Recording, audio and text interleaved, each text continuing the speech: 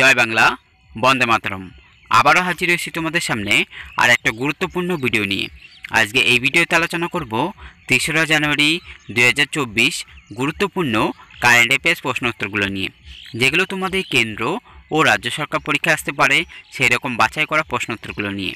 বন্ধুরা, আপনারা আমার এই ভিডিওটা শেষ পর্যন্ত দেখবেন এবং ভালো লাগলে একটা লাইক দেবেন আর বন্ধুদের শেয়ার করবেন।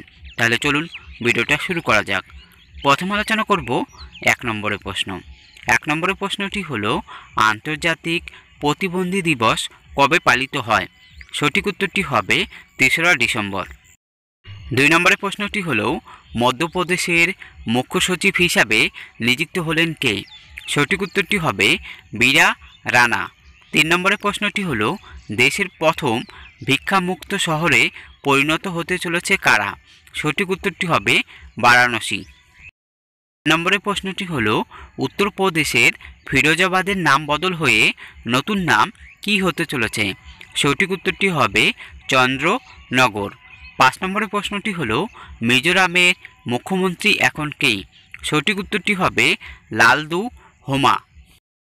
নম্বরের প্রশ্নটি হলো, ভারতীয় নৌবাহিনীর পরবর্তী ভাইস চিফ হিসাবে নিযুক্ত হলেন কে? সঠিক উত্তরটি হবে দীনেশ কে ত্রিপাঠী। ৭ নম্বরের প্রশ্নটি হলো, ঘূর্ণিঝড় মিচাং এর নাম রেখেছে কোন দেশ? সঠিক উত্তরটি হবে মায়ানমার। ৮ নম্বরের প্রশ্নটি হলো, COP28 সামিট কোথায় হয়েছে? সঠিক উত্তরটি হবে দুবাইতে। ৯ নম্বরের প্রশ্নটি হলো, ওয়ার্ল্ড এক্সপো ২০৩০ আয়োজন করবে কোন শহর? সঠিক উত্তরটি হবে রিয়াদ।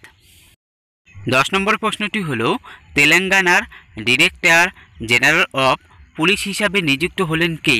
সঠিক উত্তরটি হবে রবি গুপ্তা। ১১ নম্বরের প্রশ্নটি হলো, ভারতের প্রথম রাজ্য হিসেবে একদিনে সর্বোচ্চ ১৮টি পণ্যের জন্য GI সংশয়পত্র পেয়ে নজির গড়লেন কারা? সঠিক উত্তরটি হবে উত্তরাখণ্ড। ১২ নম্বরের প্রশ্নটি হলো, ভারতীয় নৌসেনা দিবস কবে পালিত হয়? সঠিক উত্তরটি হবে ৪ই ডিসেম্বর। ১৩ নম্বরের প্রশ্নটি হলো, ভারতের প্রথম বুলেট ট্রেন স্টেশন কোথায় তৈরি হয়েছে? সঠিক উত্তরটি হবে আহমেদাবাদে।